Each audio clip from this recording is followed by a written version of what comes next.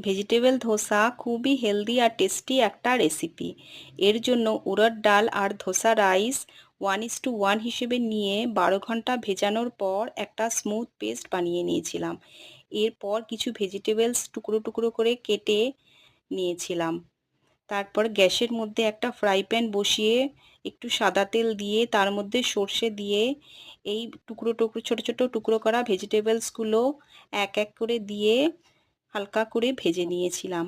এই সময় খেয়াল রাখতে হবে গ্যাসের আঁচটা যেন লো টু মিডিয়ামে থাকে আর সবজির কালারটা যেন একদম চেঞ্জ না হয়। একটু লবণ দিয়ে নিয়েছিলাম।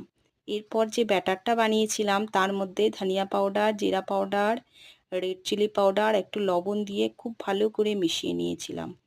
আর ভাজা ভেজিটেবলসটা এর মধ্যে দিয়েও বেশ খানিকক্ষণ সময় ধরে মিশিয়ে নিয়েছিলাম।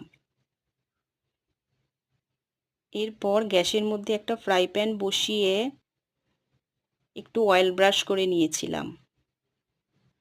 এরপর ধোসার ব্যাটারটা দিয়ে একটু গোল করে হালকা আঁচেই উল্টে পাল্টে ভেজে নিয়েছিলাম।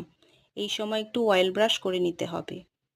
ঠিক নামানোর আগে একটু সাম্বার মশলা উপর দিয়ে ছড়িয়ে নামিয়ে নিয়েছিলাম। গরম গরম পরিবেশন করেছিলাম।